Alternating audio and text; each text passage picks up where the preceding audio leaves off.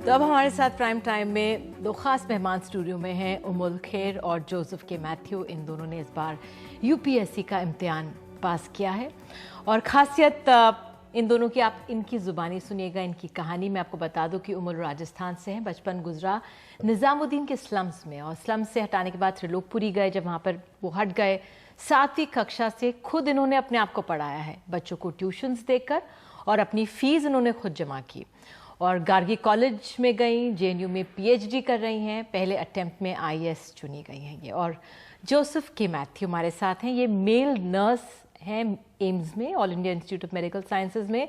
पेरल जो पिता हैं वो केरल में दिहाड़ी मजदूरी किया करते थे, लेकिन जब उनको नौकरी मिल गई एम्स में तो इन्होंने, पिताजी ने वो छोड़ा था और 5वीं कोशिश में जोसेफ को यूपीएससी में सफलता मिली है और नौकरी के साथ ही पढ़ाई इन्होंने जारी रखी। तो आइए इनसे सुनते हैं।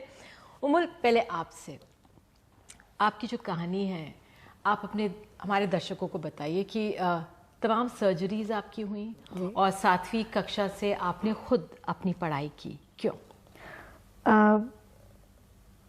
7वीं कक्षा में क्योंकि हमारा जब हमारी जो झुग्गी थी बारापुला में हज़रत निज़ामुद्दीन के पास, जब वो डिमोलिश हुई थी तो हम त्रिलोकपुरी में आए। तो जब त्रिलोकपुरी में हम सेटल हुए थे तो पापा के पास कोई काम नहीं था, तो ऐसे में घर को संभालना था, किराए का घर था तो उसका किराए का इंतज़ाम करना था।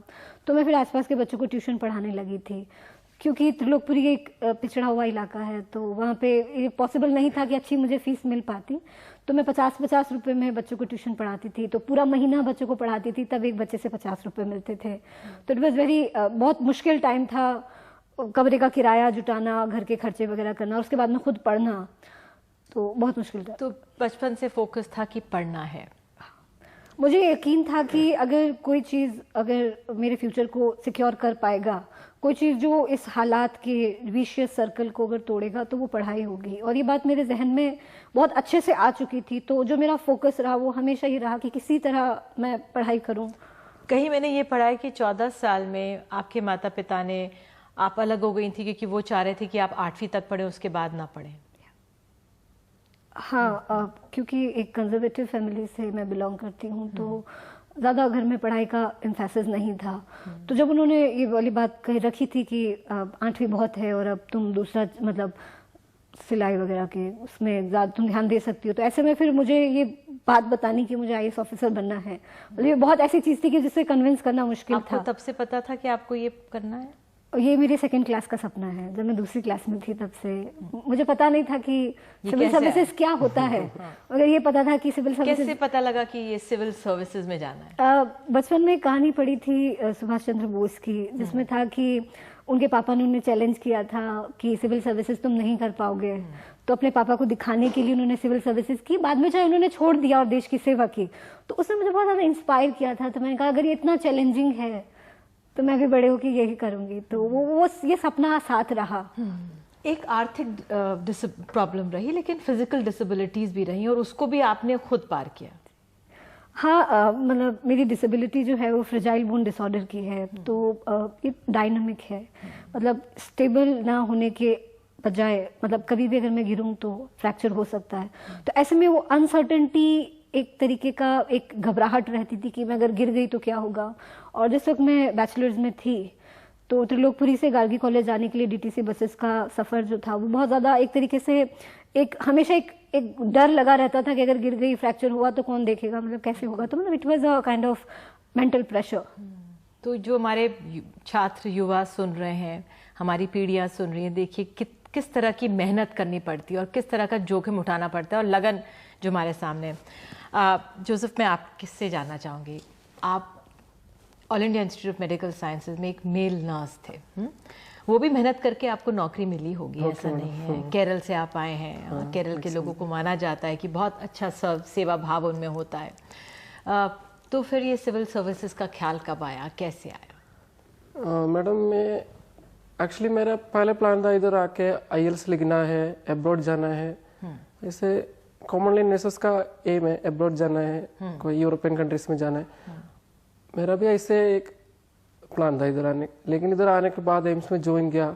मैं इधर तो दिल्ली में सारा सिविल सर्विस का कोचिंग सेंटर से मैं सब देखा है और न्यूज़पेपर में देखा है। मैंने सोचा एक बार ट्राई कर दूं क्या है, कैसे है। ऐसे मैंने 2012 में फर्स्ट अटेम्प्ट दिया। जी। एक्चुअली वो इतना प्रिपेयर नहीं था, ऐसे कोचिंग दिया। वगैरह ली उसके लिए आपने? नहीं, ऐसे थोड़ा न्यूज़पेपर पढ़ा, 2-3 बुक्स से पढ़ा, बस इतना। लेकिन उसमें मुझे पता चला ये अचीवेबल टारगेट है, we can achieve it. Then after that and in that prelims I didn't clear. And थोड़ा हिंदी में कोशिश करिए बोलने का, मुझे कहा जा रहा है कि जो हमारे दर्शक है वो आपको हिंदी में सुनना चाहिए। हाँ। एंड प्रीलिम्स के बाद मुझे पता ये सीरियसली कर सकते हैं। इसके बाद मैंने शुरू किया सीरियसली पढ़ाई, एक शॉर्ट कोचिंग ले लिया एक अकेडमी में, क्लासिक IAS अकेडमी। उसके बाद साइकोलॉजी के भी किया। ऐसे मैंने अगली बार 2013 में दिया। उस बार मेरा मेंस भी हुआ है, प्रीलिम्स हुआ है, मेंस दे दिया, लेकिन मेंस में क्लियर नहीं हुआ। जोसेफ, लेकिन आपके जो माता पिताजी वो मजदूरी करते थे, जो आपको नौकरी मिली उन्होंने छोड़ी, लेकिन जो आपका बैकग्राउंड है वो ऐसा नहीं रहा होगा कि आपको सब सुविधाएं मिली होंगी? नहीं, ऐसे नहीं। लेकिन ये मेरा इंटरेस्ट है, मैं खुद ले लिया ये करना है सेल्स। किसी ने फोर्सफुली नहीं किया ये करो, किसी ने फोर्सफुली मेरे को, आपने खुद ने ठाना कि मुझे करना है ये। हाँ, करना है, इसलिए मैंने इतना अटेम्प्ट दिया है। मैं 2014 में दिया, इंटरव्यू तक गया, उस समय नहीं मिला। इसके बाद 2015 पे लास्ट ईयर दिया, उस समय भी मेंस नहीं हुआ। और नेक्स्ट 5th अटेम्प्ट में दे दिया। मतलब मुझे पता था कर सकते और कोशिश कर। अभी ये रिजल्ट आने के पहले भी मैं इस बार प्रीलिम्स आ रहा ना, उसके लिए भी स्टडी शुरू कर दिया। हाँ, कर दिया। तो ये पढ़ाई कैसे करते हैं आप, ये थोड़ा बताइए। मतलब आपको पता है ना, हमारा ड्यूटी थोड़ा हैवी है, हेक्टिक है, और नर्सेस का काम इतना आसान नहीं है। मेडिकल फील्ड में हम सबसे हैवी वर्क नर्सेस करते हैं, शिफ्ट ड्यूटी है। और जब डॉक्टर स्ट्राइक पे जाते हैं आप ही लोग करना पड़ेगा।